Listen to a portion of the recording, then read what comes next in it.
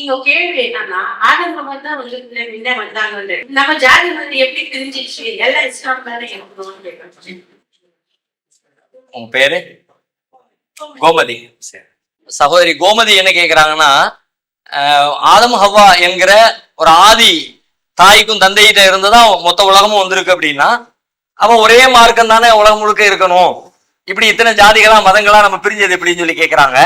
Already இந்த கேள்விக்கு தான் இதை ஒட்டிய வேறொரு கேள்விய அம்மா கேட்டிருந்தாங்க, கோகிலா அம்மா கேட்டாங்கன்னு நினைக்கிறேன். அந்த கேள்விக்கு நான் பதில் சொன்னது கிட்டத்தட்ட இதே மாதிரி தான்.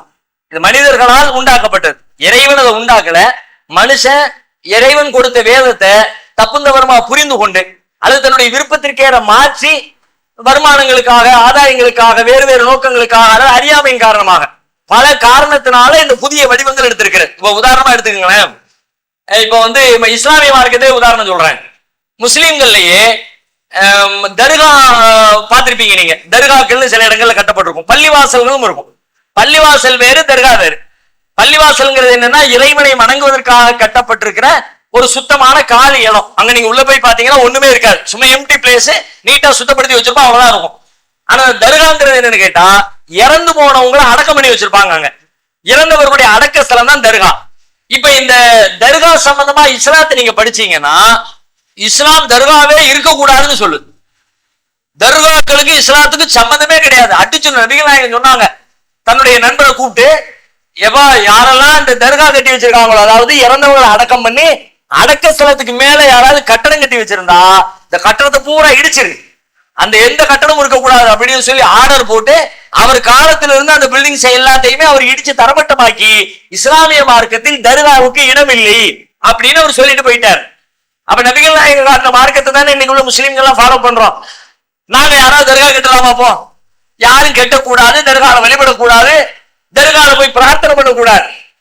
இப்ப என்ன பண்றாங்க, முஸ்லீம்களே போய் தர்காவில போய் எண்ணெய் ஊத்திட்டு ஒரு பூவத்திக்கு போட்டுட்டு அங்க போய் நின்றுட்டு கையேத்தி பிரார்த்தனை பண்றாங்க. நீங்க தான் எங்களுக்கு அதை செஞ்சு தரணும், எங்க குடும்பத்தினுடைய கஷ்டத்தை நீக்கணும், அதை பண்ணணும், இதை பண்ணணும்னு செத்து போனவர்கள் போய் பிரார்த்தனை பண்ணிட்டு இருக்கிறான். ஆல்ரெடி அவரே செத்துட்டாரு, அவர் உயிரை கூட அவரால் காப்பாத்திக்க முடியல. செத்து போன ஒருத்தருக்கு காது கேட்குமா?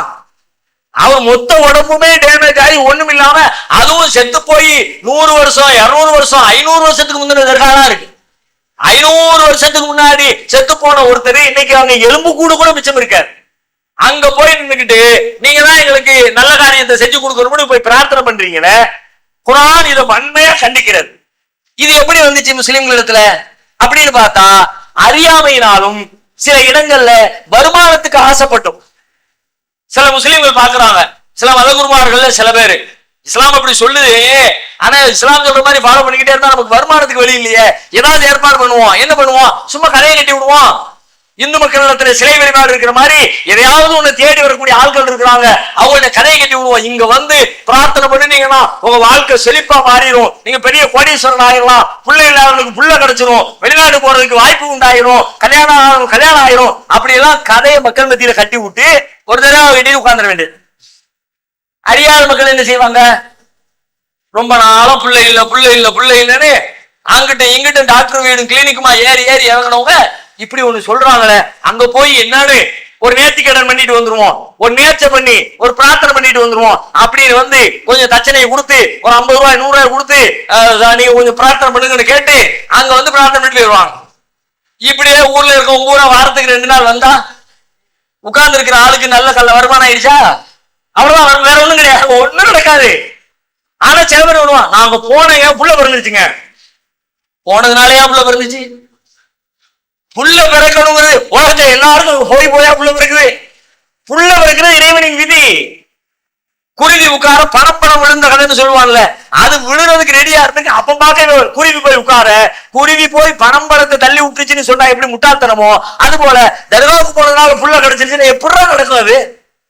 அப்படின்னா எதுக்கு இந்த ஊர்ல இருக்கிற மகப்பேறு மருத்துவமனைகள்லாம் எதுக்கு? ஊருக்கு ஊரு கட்டி வச்சிருக்காங்கல்ல, எங்கள்கிட்ட வாங்க, நாங்க IVF பண்றோம், அந்த மருத்துவம் பண்றோம், பிள்ளைங்க உங்களுக்கு வாரிசுகளை நாங்கள் ஏற்படுத்தி தர்றோம், லட்சக்கணக்கில் செலவு பண்ணி மாத கணக்கில் அப்படியே பொம்மை மாதிரி உட்கார்ந்து ஆனாம அசையாம அழுங்காம குழுங்காம பேசாம எல்லாரையும் தடவை பண்ணி விடு. பிள்ளைய பத்தி வர சொல்ல நடக்கலையே, நடக்காது, அது உண்மை இல்லை. ஆனா சில பேர் தங்களுடைய அறியாமையால் அங்க போறாங்க. சில பேர் மக்களுடைய அறியாமையை பயன்படுத்தி கொண்டு வருமானத்துக்காக அதை கட்டி காப்பாத்திக்கிட்டு இருக்கிறாங்க. அந்த மாதிரி தான் உலகத்துல முன்னாடி வாழ்ந்த மக்கள் சில பேர் தங்களின் அறியாமையாலும் சில பேர் தங்களுடைய வருமானத்திற்காகவும் ஆங்காங்கே உண்டாக்கிய வழிமுறைகள் தான் புதிய புதிய வழிமுறைகளாக, புதிய புதிய சித்தாந்தங்களாக, புதிய புதிய ஜாதிகளாக, மதங்களாக பிளவுபட்டு இன்னைக்கு இத்தனை ஆயிரம் மதங்களாக பிளவுபட்டு நாம் நிற்கிறோம். அதான் அதுக்கான காரணம்.